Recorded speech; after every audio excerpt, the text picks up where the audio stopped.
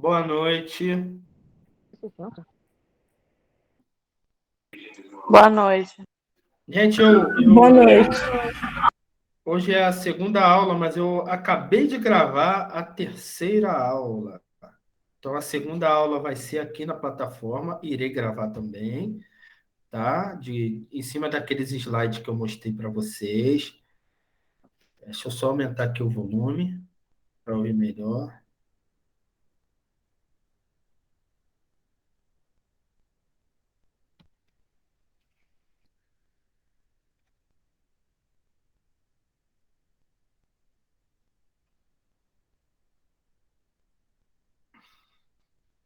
Eu quero propor que hoje a aula ela também vai ser curta, porque logo após eu vou lançar o vídeo, né? Mas eu quero propor algo para vocês aqui, né? E aí é um trabalho de casa, tá bom, gente? Não é trabalho valendo ponto, tem que apresentar nada disso não, tá? Podem ficar calmos. Mas eu preciso trazer vocês também pode gravar, a responsabilidade, né, de pesquisadores também, né? Quando a gente pesquisa, a gente aprende mais, né? Quando a gente corre atrás até para apresentar algo na turma, algo novo, isso nos torna profissionais melhores, né? Então, o que que eu quero propor para vocês? Para a próxima aula, além da discussão da aula, do vídeo que eu vou colocar, quero também discutir com os senhores sobre o protocolo de cirurgia segura. Tá ok? Então já vão lendo, vocês têm hoje, vocês têm amanhã, né? E vocês têm quinta-feira para estudar um pouquinho sobre esse tema. Anota aí, ó. Protocolo de cirurgia segura. Bota aí no chat aí, ó. Quem puder, protocolo de cirurgia segura. A gente vai discutir sobre ele, o que que é, tá? Se bobear, alguns aqui já têm até experiência com esse tipo de protocolo. Tá ok, gente? Tudo bem para vocês? Sobre esse tema para a gente discutir na próxima aula. Bota lá no Google, né? Que vocês vão ver. Alguns aí que já trabalham em hospital, tiver um protocolo de cirurgia segura lá amarrado, né? Dá uma lida.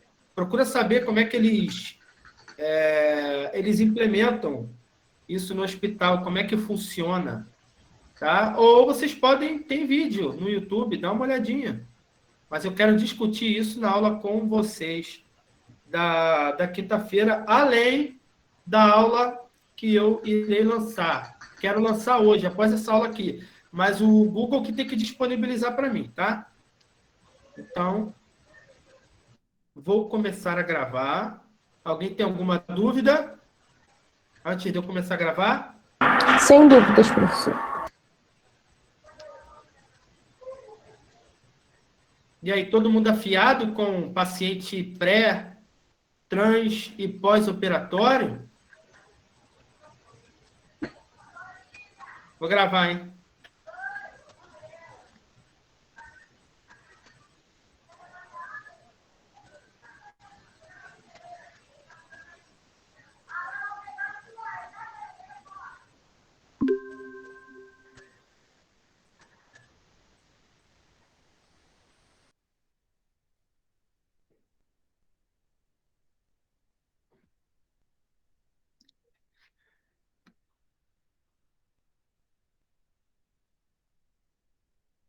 Acho que eu vou ter que esperar um pouquinho aqui para as pessoas entrarem. Posso esperar 3 minutinhos, gente, antes de botar aqui? Se bem que já está gravando, né?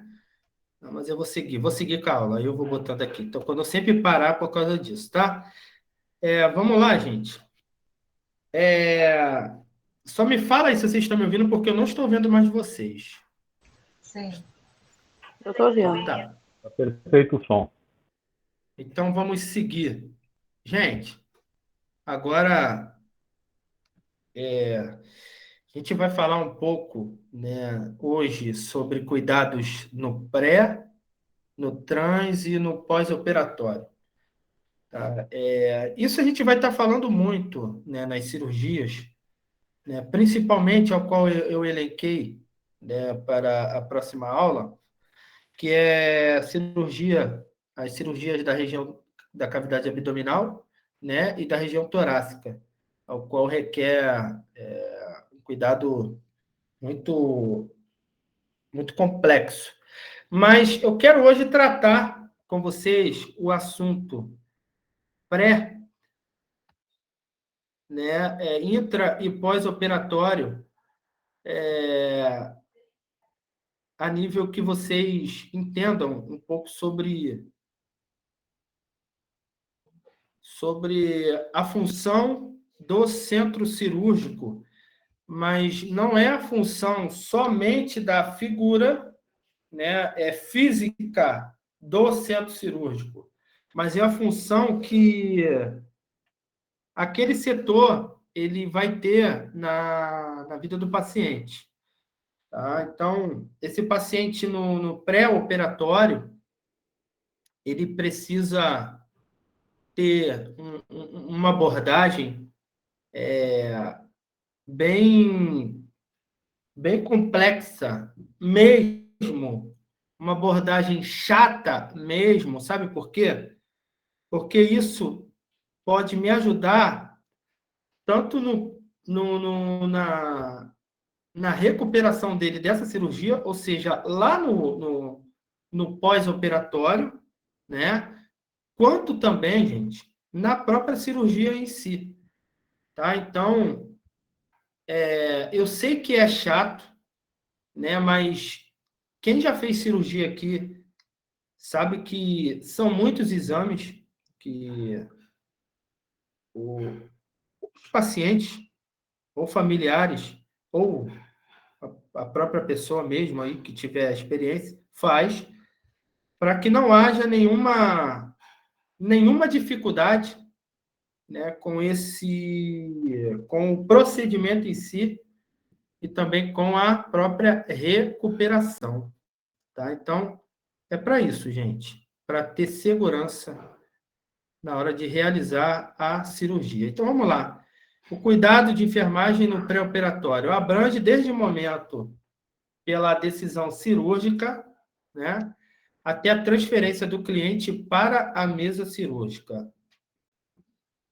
Então, se decidiu, já começa o pré-operatório. Se decidiu, é porque precisa, né? Porque ele observou, porque tem necessidade.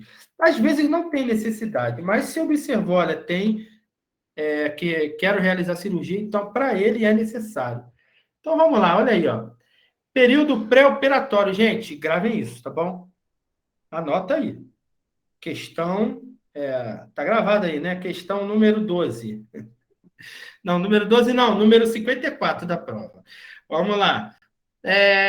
Período pré-operatório divide-se em imediato e imediato. Aí o pré-operatório imediato, o cliente é submetido a exames, né, que auxiliam na confirmação do diagnóstico e que auxiliarão aí no planejamento cirúrgico, né, o tratamento clínico para diminuir os sintomas e as precauções necessárias para evitar as complicações, como eu já falei para vocês, após operatório. Então, olha aí, ó, a palavra-chave está aí.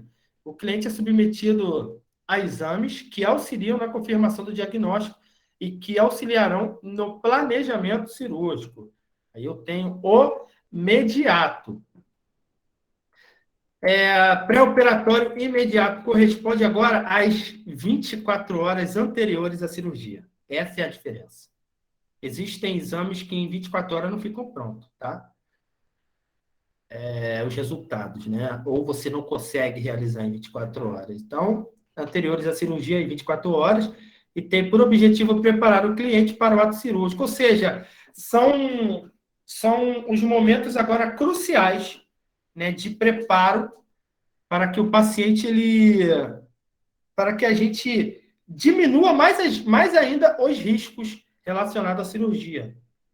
Aí, claro, Lembrar que no imediato eu tenho os exames, eu tenho o raio-x, eu tenho o Doppler, eu tenho a ressonância, né? Eu tenho os exames de sangue. Já no 24 horas, olha o que eu tenho aí: jejum, eu tenho a limpeza intestinal, esvaziamento vesical, preparo da pele, banho com solução antisséptica, com o famoso.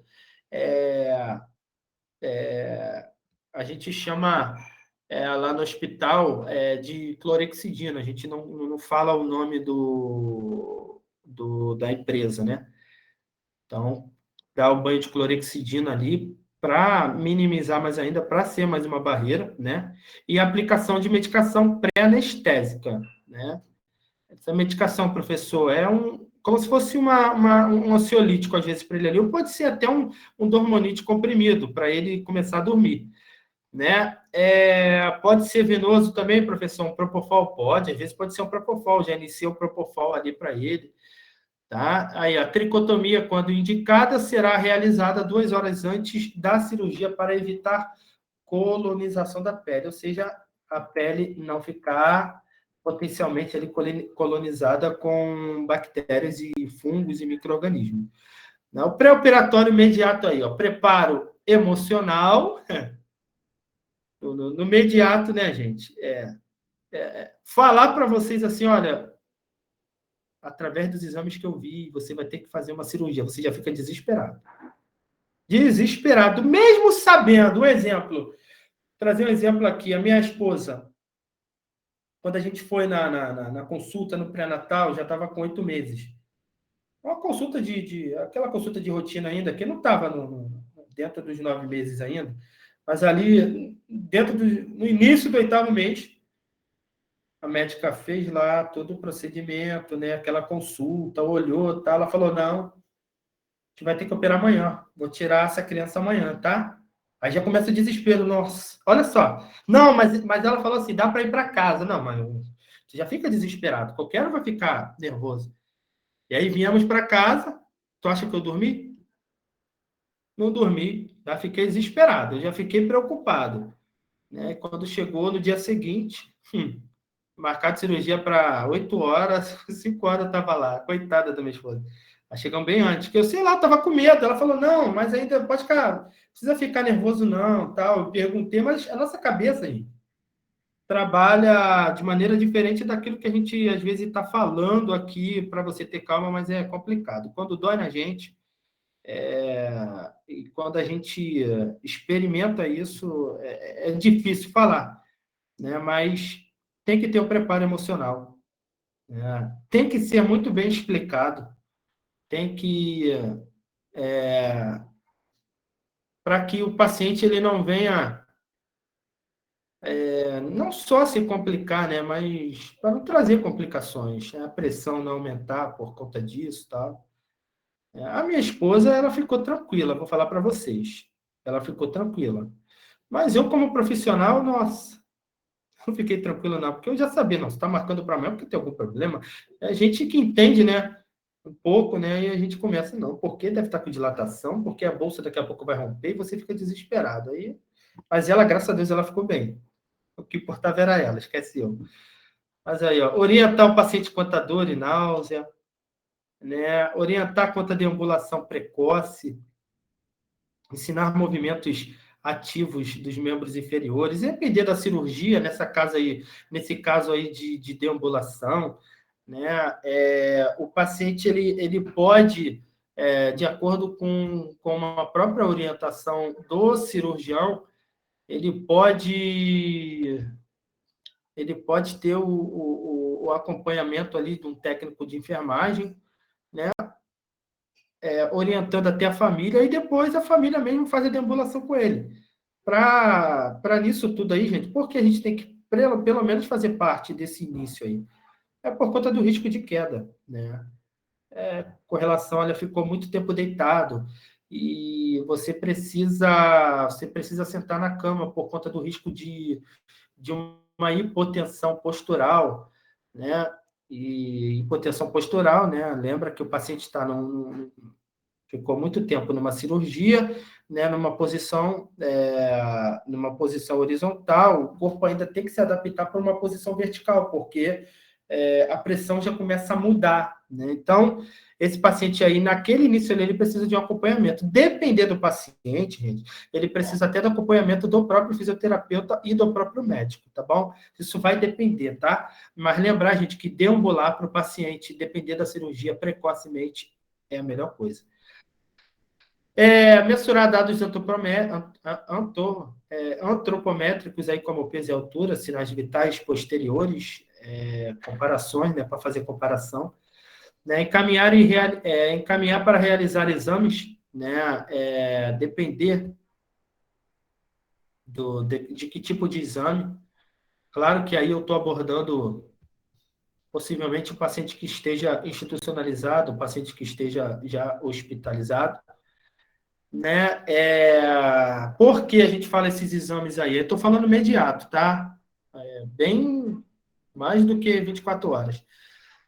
Porque precisa saber, né? Como é que está esse pulmão? Será que esse pulmão vai aguentar uma intubação? Como é que ele está? Tem enfisema? Tem alguma coisa ali? O eletro. Será que o tipo de droga ao qual ele vai ser submetido ali para sedação vai alterar alguma estrutura cardíaca? Né, alguma funcionalidade, uma tomografia para depender de qual área eu vou e aonde eu vou realizar essa cirurgia, né, para saber o diagnóstico também. Né? E uma coisa interessante, gente, que eu quero que vocês frisem bem também nessa questão, é a questão do cuidado com a lateralidade, tá? Demarcação. Né? Claro que em muitas instituições isso é função do anestesista, do próprio cirurgião, ele que tem que demarcar. Mas essa caneta dermográfica, ela fica de uso de posse do setor, da enfermagem. A gente sempre tem que lembrar, será que ele demarcou? Nós temos que ter cuidado com esse paciente. Gente, ele é um pré-operatório, ele vai operar, olha, ele vai operar o joelho direito. Antes dele sair, mesmo que o médico tenha falado, ó, demarquei, vai lá e confere. Tá? Esse cuidado é nosso. Ah, professor, mas a gente está tirando a responsabilidade do médico. Não, gente. Pensa no teu paciente. Eu faço isso, eu faço esse cuidado. O médico chega lá, olha, é o joelho direito, demarquei lá, tá, vou lá ver. Tá lá, beleza, tá lá. Aí minha cabeça fica mais tranquila. Aí vocês analisem bem que nós tivemos diversos problemas já, inclusive notificados aí pela mídia, apresentados pela mídia, que eu achei um absurdo. Professor, mas isso era problema da enfermagem? Não. É um problema é um problema de todo mundo. O médico era para operar o rim direito, operou o rim esquerdo, tirou o rim esquerdo. Sabe por quê? Porque não tinha demarcação. O médico, ele errou. Mas, cara, olha só, vamos lá conferir. Vamos fazer a conferência. Chego lá e olho, está demarcado. Não está demarcado. O doutor falou que demarcou. A cirurgia não é na perna direita, por exemplo, não é no joelho direito, se eu demarcou a esquerda ali, já aconteceu isso, tá? Ué, doutor, não é não é na tíbia, não é na perna esquerda? O senhor marcou a direita, rapaz. Só para lembrá-los, tá? Isso aí a gente chama de barreira, é mais uma barreira, tá? Aí tem a questão do preparo, né, do intestino, né, quando indicado dias antes ou na noite antes da cirurgia. Claro que pode ser no imediato ou pode ser no imediato também, tá? Gente, a preparação do intestino, preparação do sistema digestório, ele pode começar bem antes das 24 horas, no pré-operatório imediato? Pode. Esvaziamento gástrico? Pode. Uma limpeza no intestino? Pode. Tá? Ele pode usar laxante, pode usar enema, pode usar um enteroclisma, tá? Principalmente para cirurgias abdominais. Para diminuir mais ainda, né, a pressão exercida aí na cavidade abdominal, onde tem inúmeros órgãos, né? Mas vamos lá. Questões aí, ó, profiláticas, para prevenir infecções, fatores, quantidade e virulência dos micro-organismos e capacidade de defesa do cliente através do exame de sangue, vai observar isso também. Cuidados da equipe, uniformes limpos, Estou falando imediato, hein? Ainda. Unhas curtas e limpas, lavando as mãos antes e após cada procedimento, se tiver que fazer no paciente ali, respeitando as técnicas assépticas na execução dos cuidados e oferecendo um ambiente limpo, né? Observando os sinais, se tem sinal de infecção, a gente chama sinais de Sears, né?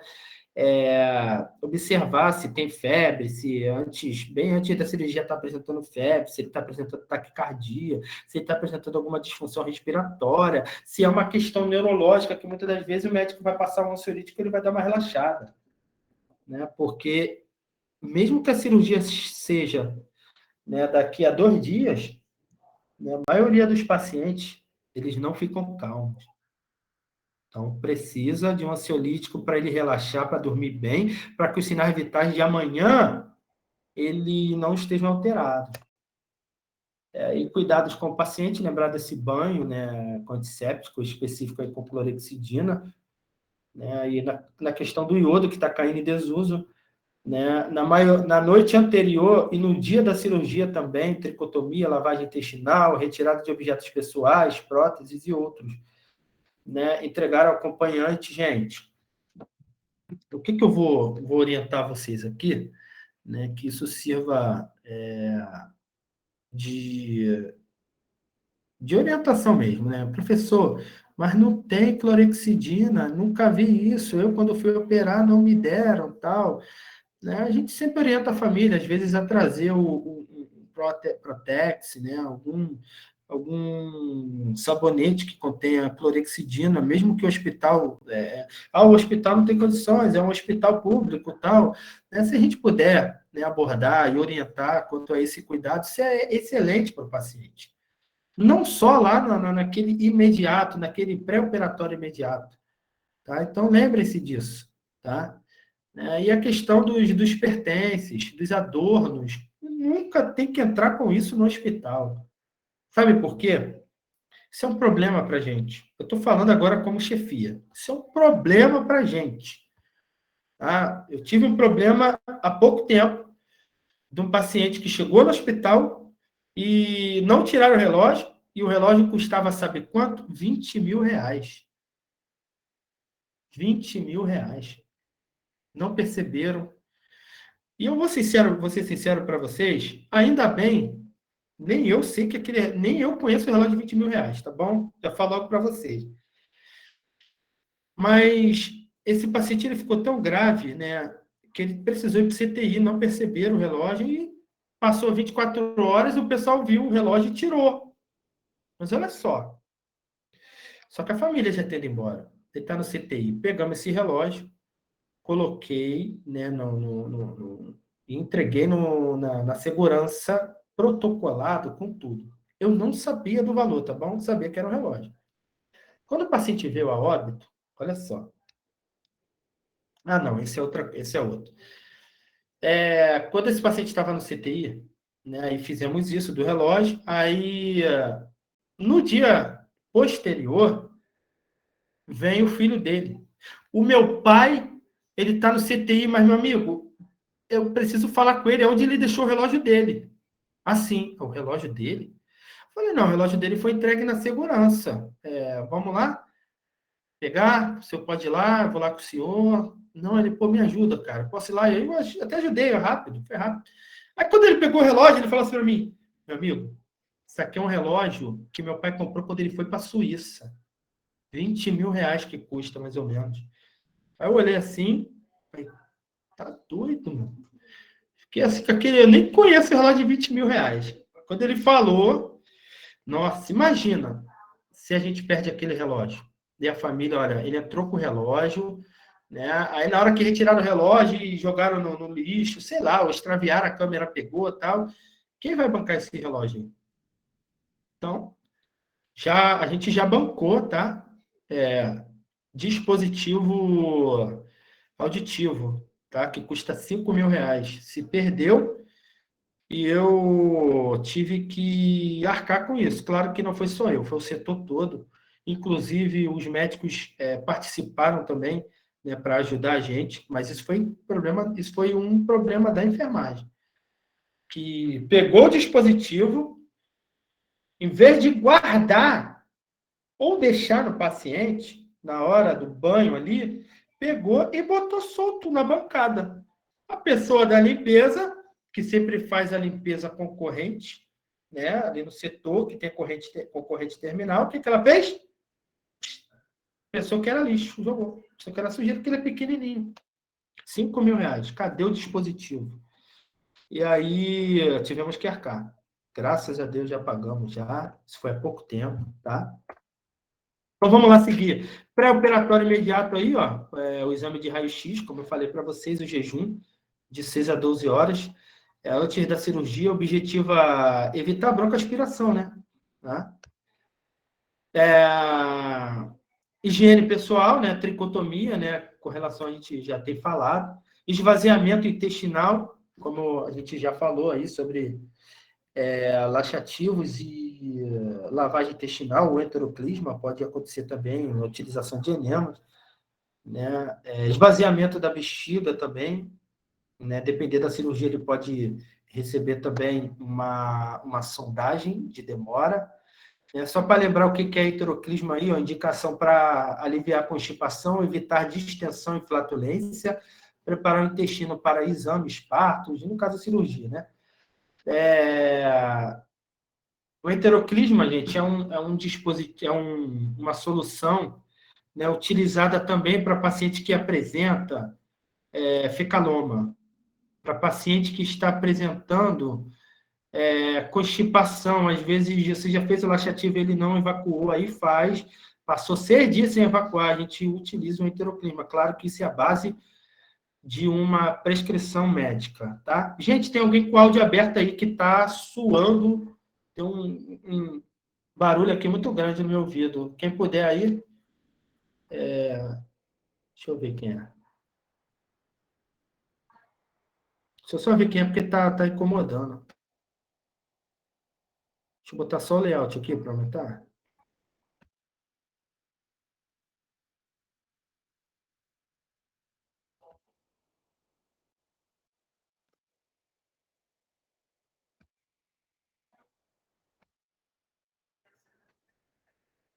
Gente, estou conseguindo ver quem está com esse. Ah, não, Emerson. Emerson entrou agora.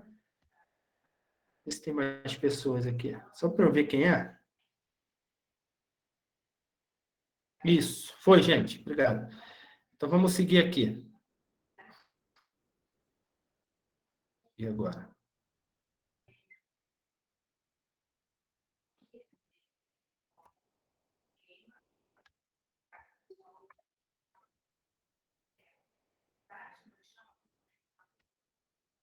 Vocês estão vendo aí de novo o slide? Fala alguém comigo. Sim. Não. Sim, professor. Agora sim.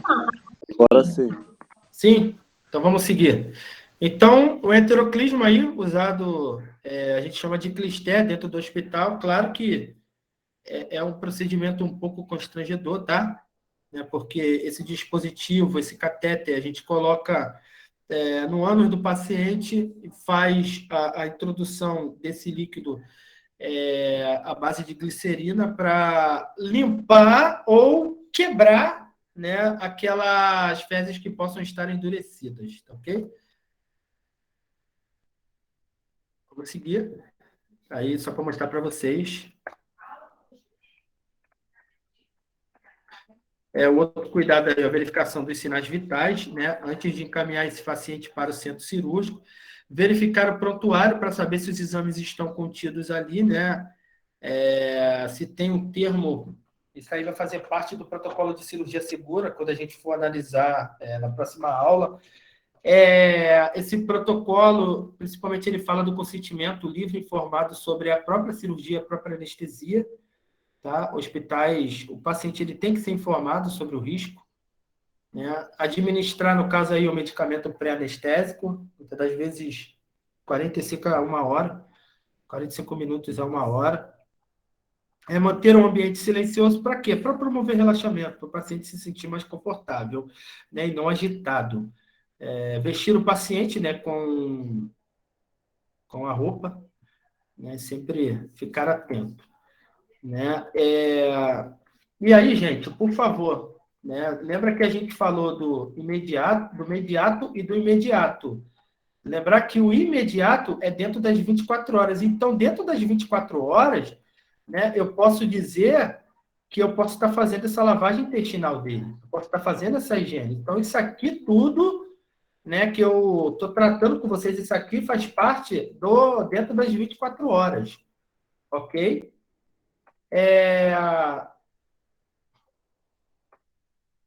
Aí, ó, período transoperatório, compreende, né, desde o paciente, quando ele é recebido no centro cirúrgico, até seu encaminhamento para a RPA, ou SRA, que é a Sala de Recuperação Pós-Anestésica.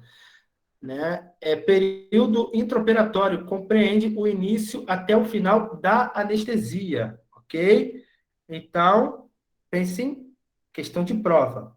Período transoperatório compreende desde o momento que o paciente está chegando no centro cirúrgico até a RPA. Então, ele chegou no centro cirúrgico, é transoperatório. Até a RPA, até a recuperação pós-anestésica. O período intraoperatório, ele agora é do início da anestesia, né, até o final da anestesia. Ok? As ações assistenciais desenvolvidas nessa fase devem atender não só atividades técnicas, mas também as expectativas do paciente.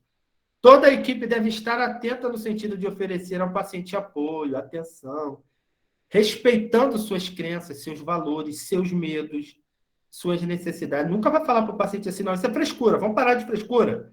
Ô, seu João, para de frescura e fica aí para fazer a cirurgia logo. Nunca faça isso, tá? Por favor. E eu já vi fazer. Suas necessidades, atendendo com segurança, com presteza e eficácia. Um exemplo, gente. Orientando ele. Muitas das vezes está faltando orientação, alguma informação. Não estou falando para você orientar, mas se você observar que está faltando alguma orientação para ele e você vê que aquela orientação vai deixar ele calmo, vê quem é o responsável. Fala para o teu enfermeiro, ó, ele está daquele jeito porque ele não sabe o que vai acontecer com ele. Ele tem que orientar, tem que ser sincero. Tá? Tanto que o preenchimento do termo, né, de cirurgia, ele vai dizer, ele vai trazer isso aí, ó, as informações necessárias para o paciente. Gente, transoperatório aí. Receber o paciente no centro cirúrgico, apresentar-se ao paciente e verificar a pulseira de identificação. Gente, olha aí, ó. Segurança do paciente, tá? Será que você está recebendo a Dona Maria? A Dona Maria Joaquina, que vai realizar uma apendicectomia, como é que você sabe que é ela? Você vai perguntar, e se ela já tiver sob efeito pré-anestésico já dormindo ali? Tu vai perguntar a ela? Não. Né? Então, todo o hospital, né, principalmente aí a utilização da pulseira de identificação e junto com o prontuário perguntando sobre a própria paciente. É claro que na maioria Mas das a vezes pulseira é colocada na recepção, não é? Assim que você chega para fazer a internação, fazer uma cirurgia, é colocado no atendimento de recepção, que aí coloca de alergia também, coloca tudo lá. Isso. Mas pode acontecer que nesse meio caminho aí, a pulseira possa ter saído, possa ter se perdido, né? Então, quando você for enviar o paciente para o centro cirúrgico, confere se a pulseira está nele. Pode acontecer. Já vi, gente, paciente mesmo tirar. Mas isso é falta de orientação, até na própria recepção. Não tira, porque isso aqui é a tua identificação. Tá? Então, o protocolo de cirurgia segura ele vai abranger isso também. É o seu Otávio que vai realizar a cirurgia?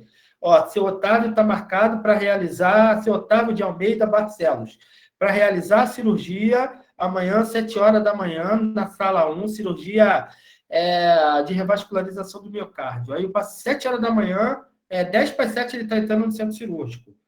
Aí você vai ver lá no planejamento, está lá seu Otávio, né, Barcelos. Aí tu olha, seu Otávio Barcelos, prontuário, se ele tiver, né, lúcido, a gente pergunta, o senhor é o seu Otávio? Não, sou o seu Otávio. Posso conferir sua pulseira? Vai lá, confere a pulseira do seu Otávio. Gente, é chato, mas tem que fazer isso para não errar. Senão vai botar o paciente lá, em vez do seu Otávio, vai botar o seu José. Pode acontecer, de repente, se ele tiver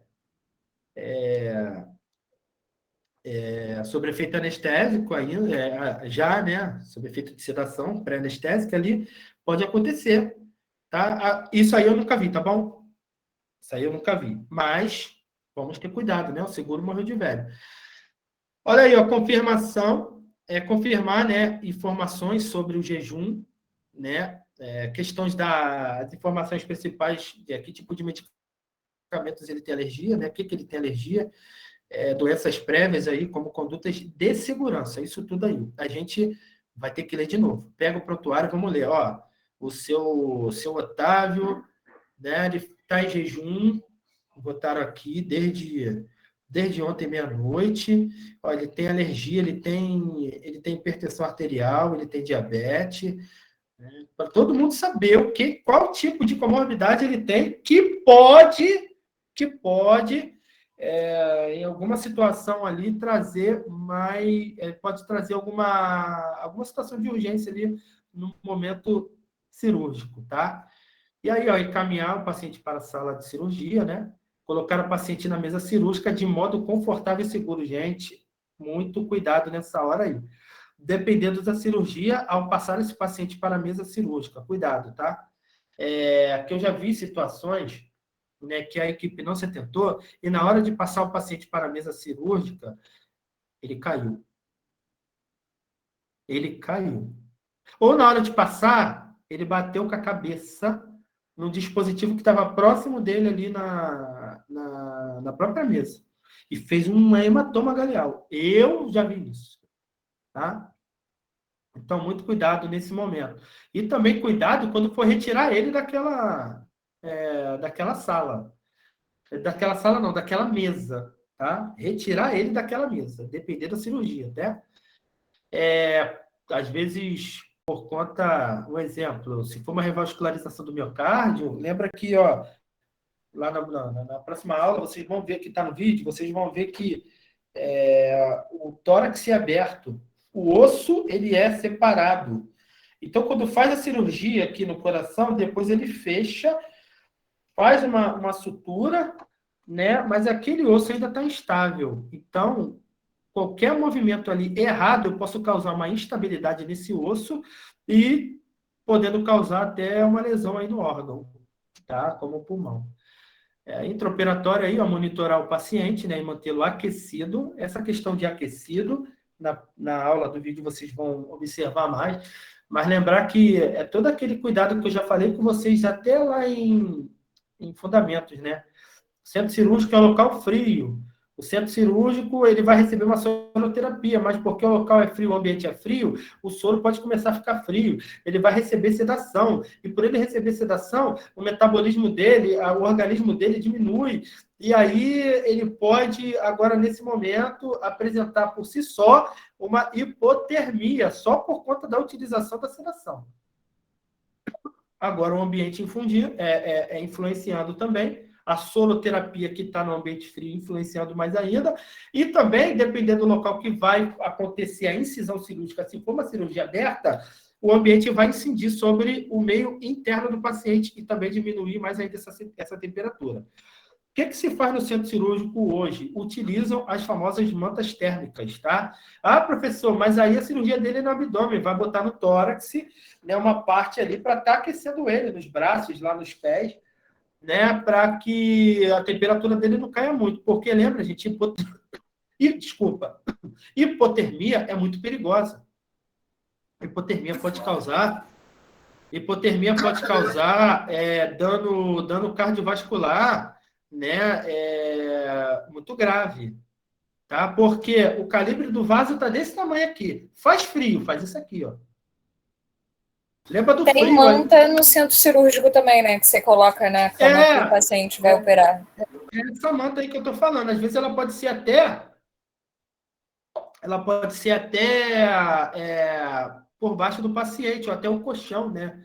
Ele pode ser térmico. Mas isso vai depender, né? Do centro cirúrgico, se estiver atuando, tá? Então, por favor, gente.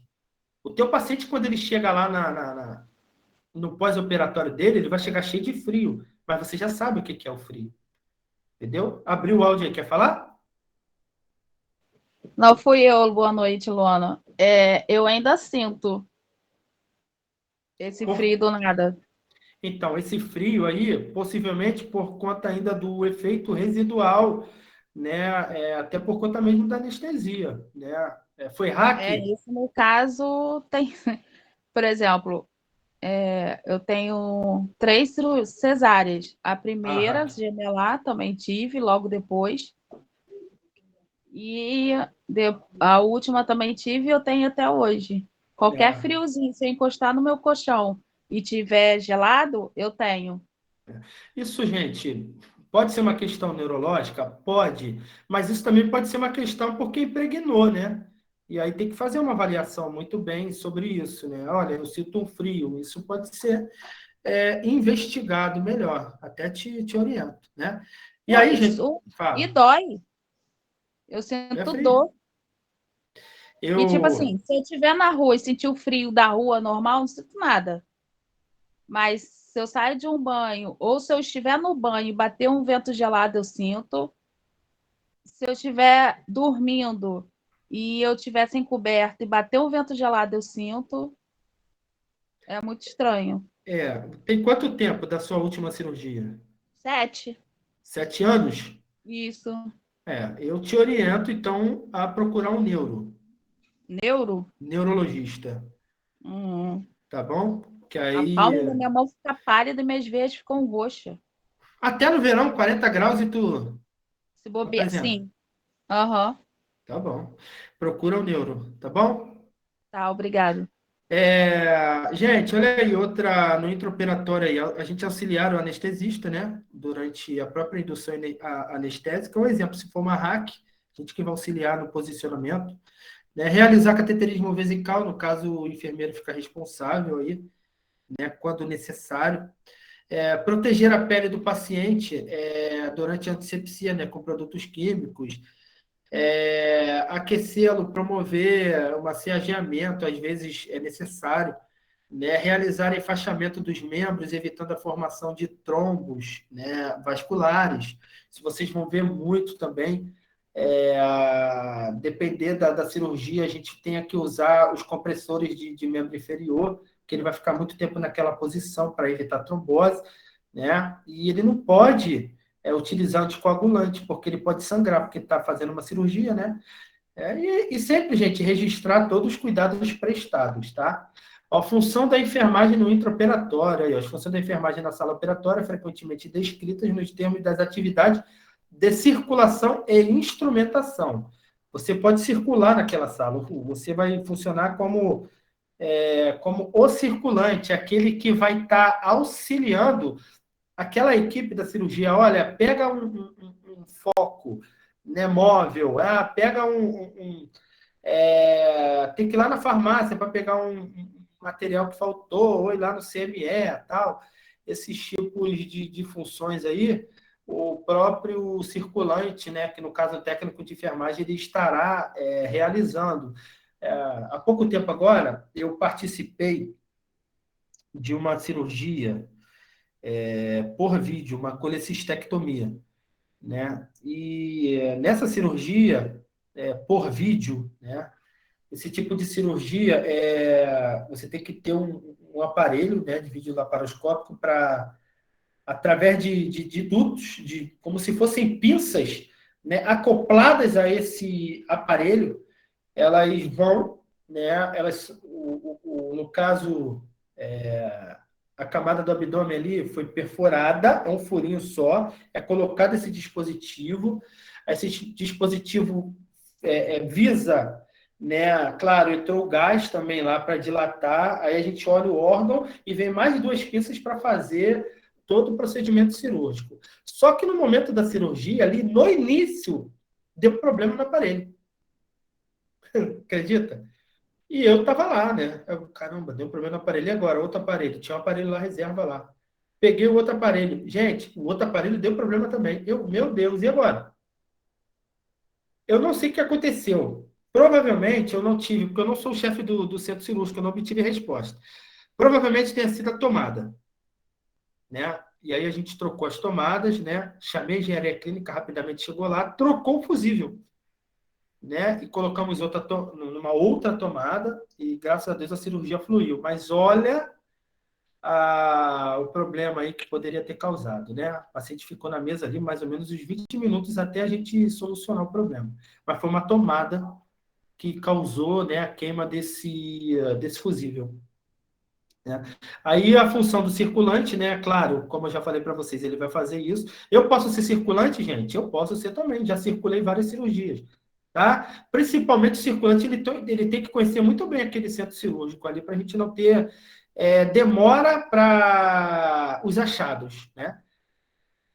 Aí, a circulante gerencia a sala de operação, protege o paciente contra as suas necessidades de saúde e segurança, monitoriza as atividades dos componentes da equipe cirúrgica e checa as condições da SO. Gente, o circulante ele é um profissional da enfermagem, tanto técnico quanto enfermeiro. Ele pode funcionar? Questão da prova número 59. Ele pode funcionar, tá bom? Olha aí também, função da enfermagem, montagem da sala de operações, circulação em SO, pode circular na sala também, e desmontagem da SO. Né? Então, lembra que você monta, você circula e você desmonta. Tá? Essa é a nossa responsabilidade, ou seja, nós preparamos aquela sala. Ah, professor, quem é que limpa a sala? Nós até auxiliamos, mas uma equipe de limpeza para fazer ali uma limpeza terminal naquele local. Tá? E aí, ó, funções do circulante, garantir a higiene, dar adequada temperatura do ambiente. Lembra que eu falei sobre temperatura, né? Tá até aí embaixo, a gente já abordou isso aí na aula, caso na aula passada. Deixa eu só colocar aqui. A questão da umidade, luminosidade, garantir o funcionamento dos equipamentos com segurança, ou seja, testa antes. Professor, mas aquele aparelho que você falou, não testaram antes? Não testamos. Mas aí aconteceu algum curto ali na própria tomada que aconteceu isso aí. Disponibilizar os suprimentos e materiais, monitorar as práticas assépticas para evitar falhas técnicas, coordenar a equipe, né, médica do raio-x, laboratório, monitorizar o paciente durante o procedimento, garantindo segurança e comodidade. Né? Claro que a gente também fica observando como é que está essa monitorização, como é que estão os sinais vitais, mas tem professor anestesista lá, e ele está de olho nisso, a gente também. Nós somos mais uma barreira. Tá? Outras considerações aí, ó, questão do bisturi. Quem leva o bisturi lá? Somos nós que levamos os materiais. E um desses materiais aí que a gente leva lá para a sala para deixar organizado é o bisturi. Tá? Aí no caso, gente, por favor, bisturi elétrico. Tá? Faz-se necessário aplicar o gel condutor na placa neutra para neutralizar a carga elétrica quando o contato da mesma com o corpo do cliente, conforme a orientação do fabricante. Ou seja, e antigamente, né, a gente acabava botando gel. Hoje, ele já vem com gel, né? Propriamente dito, as placas, né, que a gente coloca no paciente, é como se fosse para não trazer choque naquele paciente, induzir, deixar o paciente preparado para que a indução na utilização do próprio aparelho, ele faça o movimento ao qual ele está destinado a fazer, o corte, né, no caso, através da própria eletricidade. Então, a gente eletrifica, né, como se fosse eletrificar o próprio paciente, e esse dispositivo, né, da pinça, né, do bisturi propriamente dito, ele faça o corte, esse corte também cauterizando, né? Já vai cauterizando aquele sangramento ali. Gente, é como se fosse, sabe o quê? Para tirar dúvida, é como se fosse um rapaz, um responsável aí que trabalha com soldador, né? O soldador ele vai e coloca um jacaré, um exemplo, na placa de onde ele vai soldar, para quê? Para eletrificar e causar ali o choque elétrico e também a solda, como se fosse isso, tá? Aí, ó, a seguir, colocar a placa neutra sobre a gente bota mais na panturrilha ou na região de grande massa muscular, tá? Evitando áreas que dificultem o contato com o corpo do cliente, como saliências ósseas, evitar. Tá, gente? A gente pode colocar até no glúteo. Pele escarificada também a gente evita, né? Áreas de grande pilosidade, né? De muito pelo e também pele úmida, então tem que estar seca. Tá? Então, essa placa aí, gente, geralmente agora a maioria é tudo placa industrializada. Nela já tem o próprio gel, tá? E aí, gente, vamos falar agora de tempo cirúrgico. O que é dierese, o que é hemostasia, né? O que é xerese e o que é síntese. Isso aí eu cobro na prova, tá? Questão número 37, tá? Brincadeira, tá, gente? Chegar a isso tudo não, tá? Primeiro aí, ó. Primeiro tempo aí, ó, dierese, que significa dividir, separar, cortar os tecidos através do bisturi, ou da tesoura, ou da serra, ou do laser, tá bom? Segundo, hemostasia, através de compressão direta com os dedos, uso de pinça, bisturi elétrico, termocauterizador, né? Ou sutura para prevenir, deter ou impedir o sangramento. A utilização de pinças aí, como Kelly, Koch e Rochester. Né? E o terceiro aí, a exerese. Ao se atingir a área comprometida, faz a exerese, que é a cirurgia propriamente dita. Ok? E o quarto tempo, a etapa final, que é a síntese cirúrgica, com aproximação das bordas da cirurgia ferida, ou seja, da ferida cirúrgica, aí, através de suturas, adesivos ou ataduras, através de agulhas, né, presa no porta-agulha. Tá? Então, vai fazer a aproximação. Então, esses tempos aí, eles são bem fáceis, tá? Gente, a hemostasia, ela vai fazer ali a contenção desse sangramento, tá bom? Basicamente é isso, tá? Só para vocês entenderem, tá? E aí vamos falar dos fios, né? Acabam sendo utilizados e suas numerações, que variam de 1 a 5, e de 0 a 12, de 0 a 12, eles são classificados aí, ó, fios absorvíveis e fios não absorvíveis. Tá, gente? Fios absorvíveis, eles vão ser absorvidos pelo próprio organismo. Né? Vai ter um prazo, um tempo para que ele seja absorvido. E aí o catgut aí, que é de origem animal, do intestino delgado dos bovinos, podendo ser simples, né? De 2 a 3 semanas, ou cromado, até 6 meses, mas é absorvível. E os fios não absorvíveis aí permanecem, né, encapsulados, né, envolvidos por um tecido fibroso nas estruturas internas e nas estruturas de pele. Deve ser removido aí entre o 7º e 10º dia de pós-operado. É isso que a literatura diz.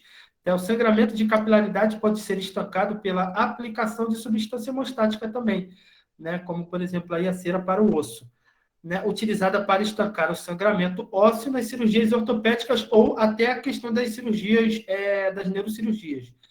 Tá? Outro recurso aí para conter esse sangramento, claro, que é o bisturi elétrico, só para lembrá-los aí. Tá ok?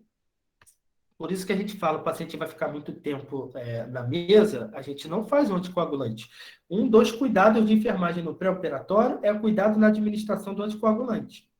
Tá? Então, no pós-operatório imediato ou até no imediato, né, o uso do Clexane, nenhum anticoagulante pode ser administrado. Para quê, gente? Para que não tenhamos o sangramento,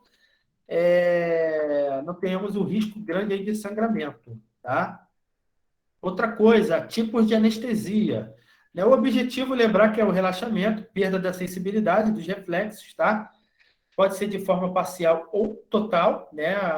Como seja, evitar a dor e facilitar ali o ato cirúrgico, tá?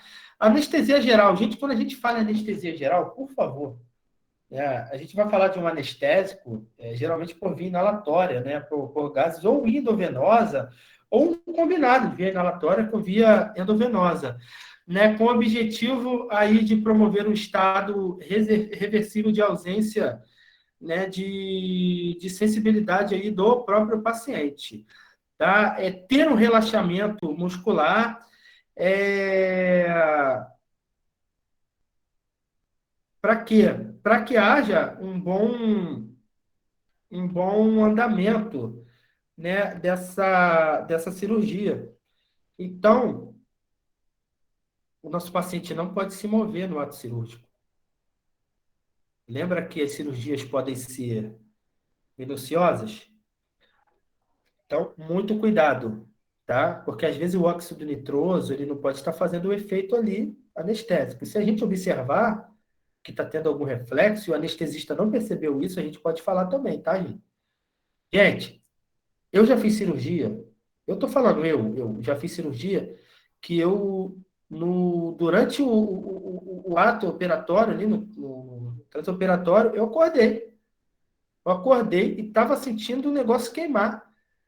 E aí, quando eu acordei, daqui a pouco, eu acho que o anestesista percebeu, aí depois eu apaguei, mas eu lembro que eu acordei. Eu senti queimar, tá? Então, anestesia geral, vamos lembrar que esse paciente aí, ele provavelmente vai ser um paciente que necessita, né, de uma ventilação mecânica, né, principalmente por conta do efeito anestésico que causa o relaxamento muscular, e ele pode perder e rebaixar o nível, perder a mobilidade aí do pulmonar. Cirurgia raquidiana, ou raquianestesia, é indicada para cirurgia de região abdominal e de membros inferiores, né? A nossa colega falou da cesárea, é utilizada, porque o anestésico é depositado no espaço subaracnoide, lembra ali, na região raquimedular, da região lombar, produzindo insensibilidade aos estímulos dolorosos, ou seja, bloqueio da condução nervosa. Ou seja, abaixo da onde foi realizada a RAC, o paciente não consegue, não sente nada. Anestesia peridural, anestésico é depositado no espaço peridural, ou seja, anestesia não perfura a dura mater, né? O anestésico se difunde nesse espaço, fixa-se no tecido nervoso e bloqueia as raízes nervosas. Então, anestesia peridural, tá? Anestesia local, infiltra-se o anestésico nos tecidos próximos. Gente, fecha aí, ó. Quem abriu aí de novo, tá o barulho. Infiltra-se o anestésico nos tecidos próximos, né, ao local da incisão cirúrgica. É só você lembrar aí algumas cirurgias, né, para fazer o bloqueio, né? Um exemplo, a própria adrenalina. Ela é utilizada para fazer esse bloqueio aí, com o objetivo de aumentar a ação de bloqueio por vasoconstrição e prevenir sua rápida obsessão para a corrente circulatória. Tá?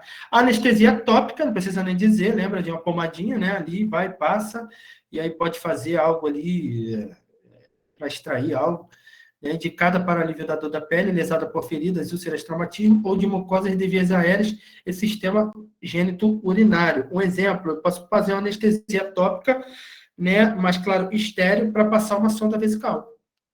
Tá?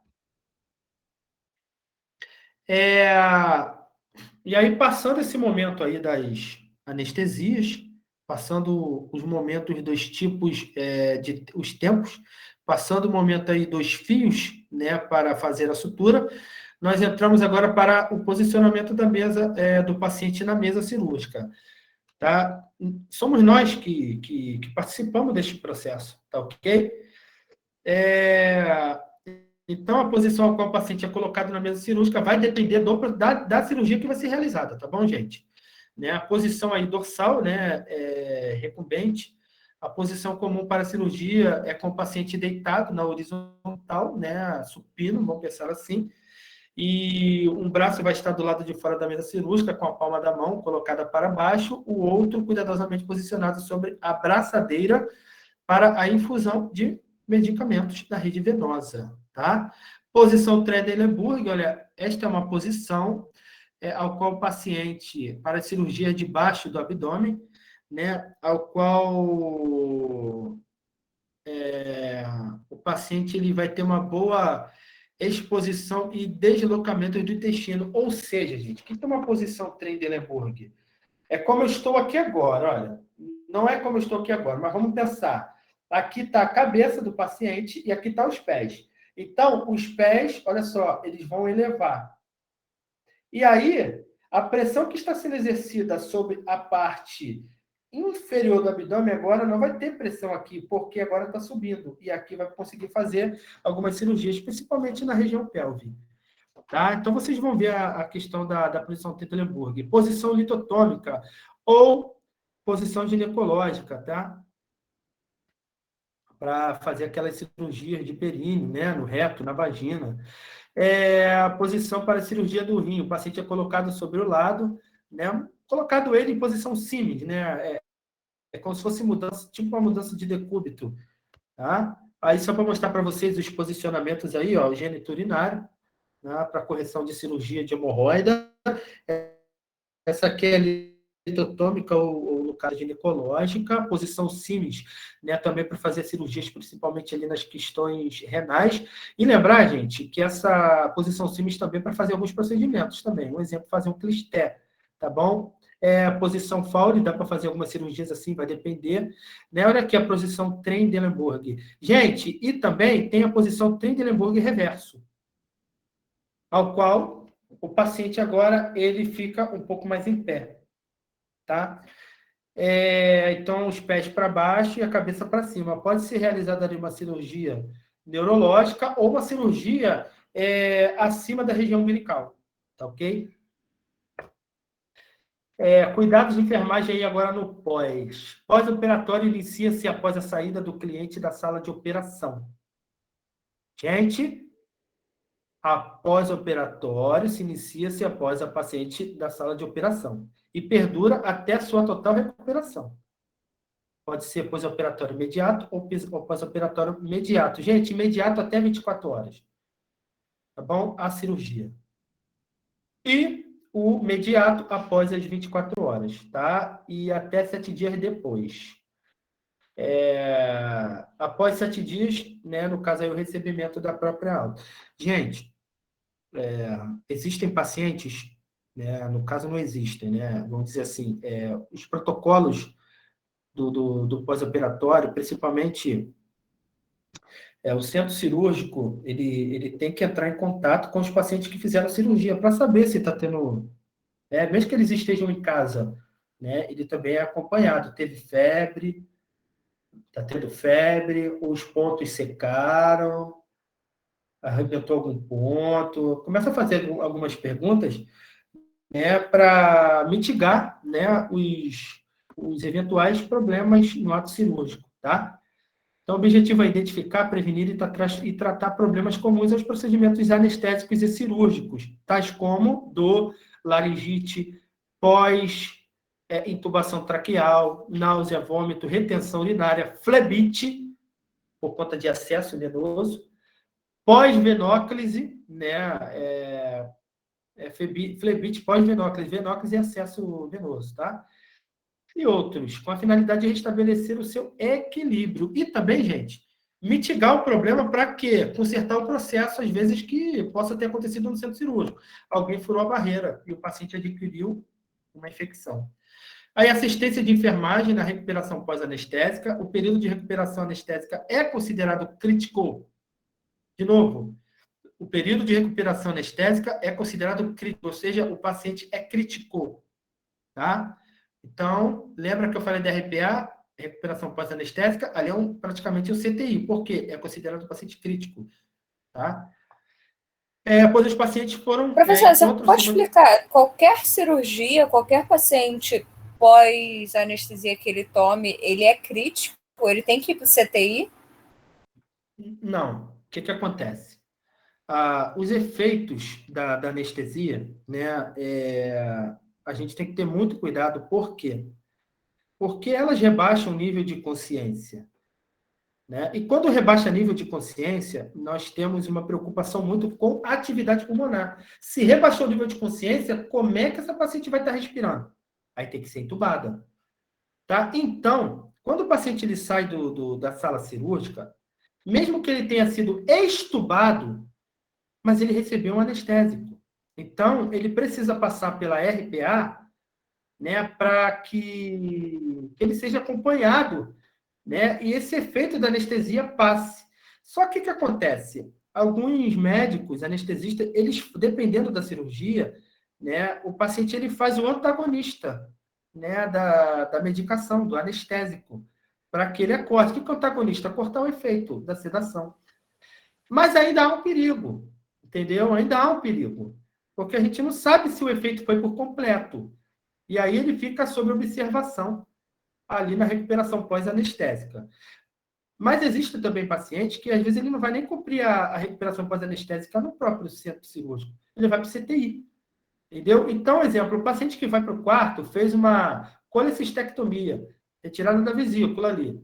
Então, possivelmente ele foi entubado, né? E aí ele vai para a RPA, sim, para cumprir ali a recuperação pós-anestésica, né? E, mediante essa recuperação pós-anestésica, a gente tem a segurança para enviar ele para a enfermaria, porque ele não é mais considerado um paciente grave, porque o efeito da anestesia passou. Mas quando ele chega lá quando ele chega numa enfermaria, né, pós-cirúrgica, vamos pensar assim, lá também começa um cuidado, né, bem significativo ali para esse tipo de paciente.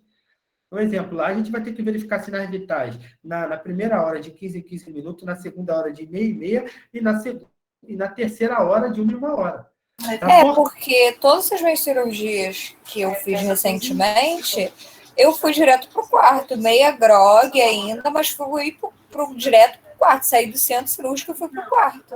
Então, a gente já começa a analisar que o processo está errado no hospital, né? Tem que cumprir o período ali na RPA.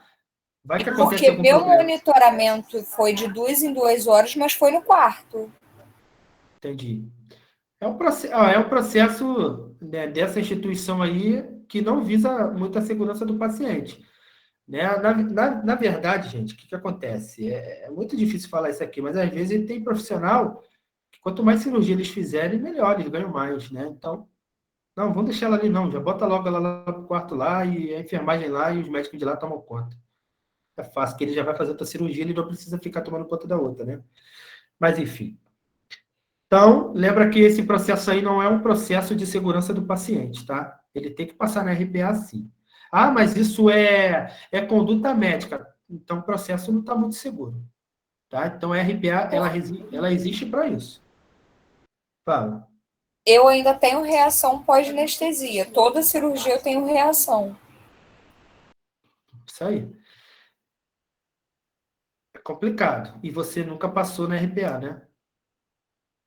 Não, sempre fui direto pro quarto, por isso que eu tô achando estranho. Eu perguntei por conta disso. Depois de algumas horas, meu médico vai lá me visitar, mas eu tenho monitoramento do hospital com enfermeiros e técnicos.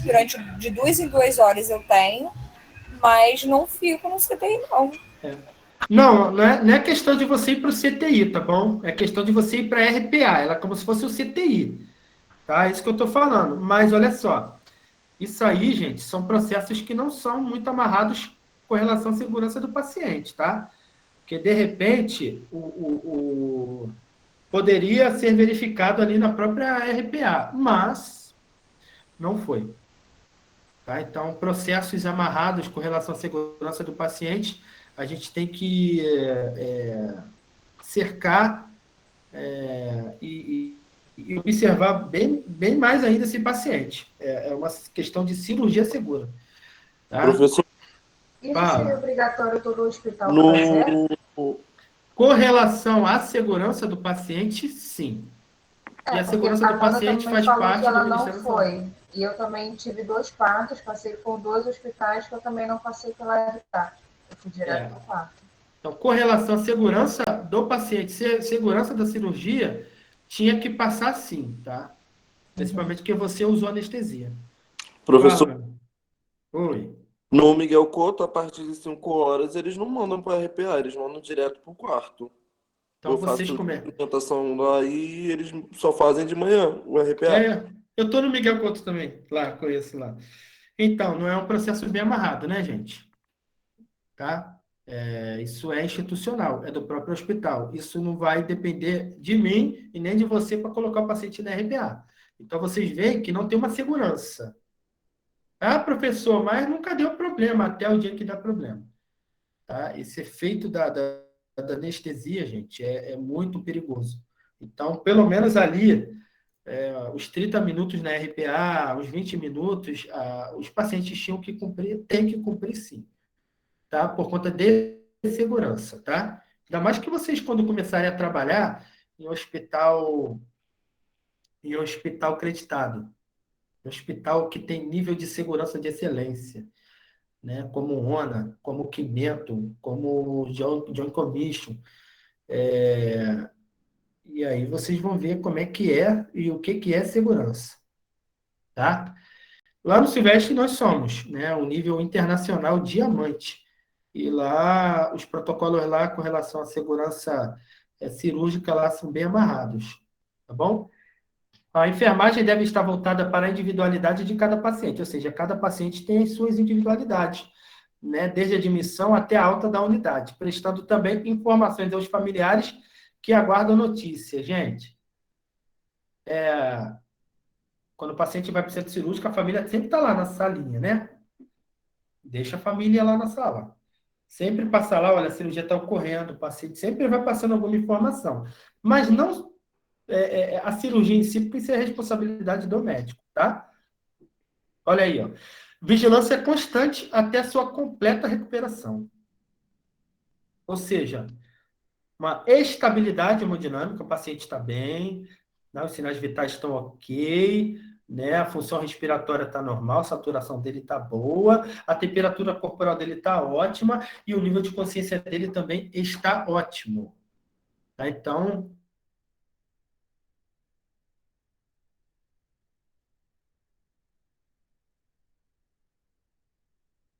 até né, vamos passar aqui, ó. Avaliação da permeabilidade da via aérea e toma providências necessárias, ou seja, a avaliação básica do pós-operatório imediato. Preste atenção. Quando a gente fala permeabilidade das vias aéreas, né, por conta desse efeito da anestesia, né, e através desse efeito da anestesia, né, e a circulação ainda desse efeito pode ainda causar no paciente, né, uma dificuldade dele estar respirando. Por quê? Por causa por causa que deprime, né, o sistema respiratório também. Então, às vezes o efeito do antagonista, vamos falar o flumazenil, né? É o efeito desse antagonista, né, ou Narcan, enfim. Às vezes ele não foi em sua dose adequada e o paciente pode apresentar alguma disfunção na permeabilidade da via aérea, tá? Então, ó, avaliar a presença de ronquidão, estridor, sibilos e diminuição do murmúrio vesicular, tá? Então, cuidado, né? Quanto a esse paciente no desmame dele dessa sedação. Você comentou no início da aula sobre o paciente fazer um pré-operatório uns 2 dias antes, tomar alguns medicamentos. Eu também nunca tomei para minhas cirurgias.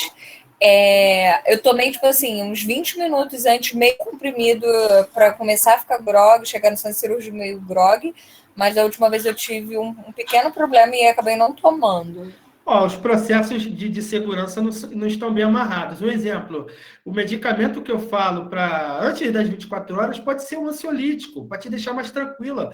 Porque qualquer cirurgia que seja, que a pessoa vai realizar, hoje é terça, vou fazer uma cirurgia quinta-feira, não vai ficar calmo.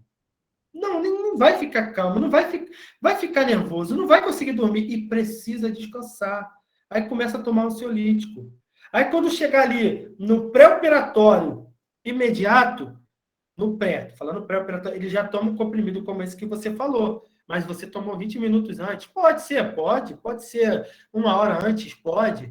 Mas geralmente é quando já está no imediato ali, para entrar no próprio centro cirúrgico, entendeu?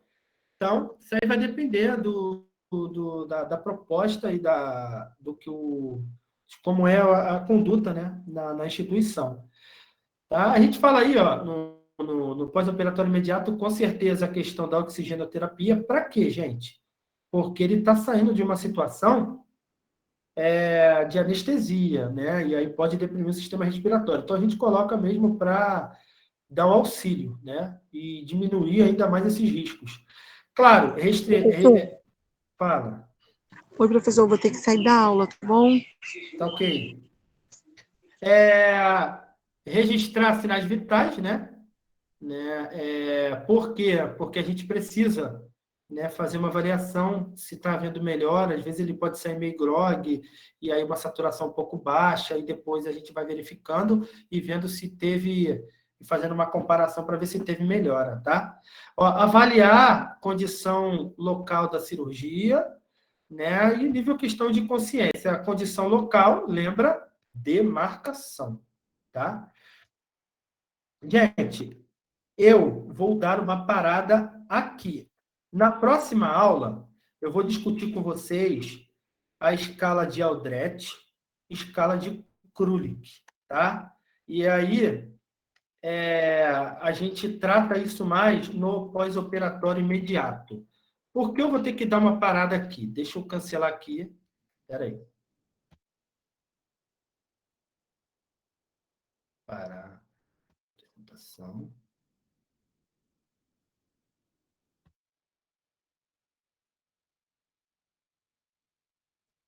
Deixa eu dar uma parada aqui. Interromper. Porque na próxima aula eu vou dar mais uma pincelada com vocês em pós-operatório, tá? Porque a gente hoje deu uma pincelada e na próxima aula a gente fecha. Essa parte de pós-operatório vai ser bem rápido, tá? Porque eu não quero me alongar muito hoje na aula, tá? Porque eu já vou postar a aula gravada, né? E aqui, ó, já quero deixar com vocês. Vamos lá. Na próxima aula, a gente discutir sobre o assunto cirurgia segura. Tá ok? Todo mundo, cirurgia segura. Protocolo de cirurgia segura. Aí vocês vão ver um pouco sobre... chegou atrasada a outra aqui. Vocês vão ver um pouco sobre... o protocolo de cirurgia segura dentro dessa escala também, ela fazendo parte. Então, antes, né, de eu entrar com vocês no assunto do pós-operatório imediato, leiam, estudem e peguem um protocolo de cirurgia segura na internet e dá uma lida para ver como é que algumas instituições elas fazem, tá? O protocolo de cirurgia segura, gente, é um protocolo que a gente tem que cumprir para que não haja o esquecimento, por exemplo, de uma gaze na cavidade abdominal de uma paciente que fez uma cesariana. Ou esquecer uma pinça. Já vi, tá? Esquecer a gaze lá dentro. Gaze não, compressa. E aí é risco de quê, gente? Isso é risco de infecção. Tá? Então, pode trazer aí uma piora do quadro do paciente. Então, dá uma lida lá e depois a gente vai discutir melhor isso utilizando também a escala de Aldrete, né? Principalmente com o pós-operatório. Então, nosso compromisso, quinta-feira, dia 23, vamos falar sobre o protocolo de cirurgia segura, terminar essa parte dessa aula, discutir a aula que eu vou postar, que eu gravei, tá? E na outra terça-feira, Daniel, na outra terça-feira, acho que a partir de quinta-feira eu já vou botar o vídeo de CME, tá? Falando um pouco sobre... O Daniel que vai gravar esse vídeo, vai falar um pouco sobre CME. Para vocês, a gente vai discutir na outra aula, né? Vou botar o material e aí a gente fecha a aula, as dúvidas, né? E a gente prepara já para a prova, que será aplicada virtualmente na última aula, na quinta aula. Ok, gente? Alguma dúvida? Ok. Não. Não, professor. Gabriela, quer falar? Da aula, tirando a parte da prova ser aplicada na aula, não. Nenhuma dúvida. Mas vai ser assim. Tá bom? Pode ficar tranquilo. Então, vamos lá, gente. Uma boa noite para todos. Tem algumas pessoas que vão ficar agora comigo na sala, com algumas pendências que eu preciso estar resolvendo com elas. Tá bom? Então, uma boa noite para todos. Boa noite, Fábio. Boa noite, Vitor. Obrigada. Boa noite, professor. Boa noite. Boa noite, professor.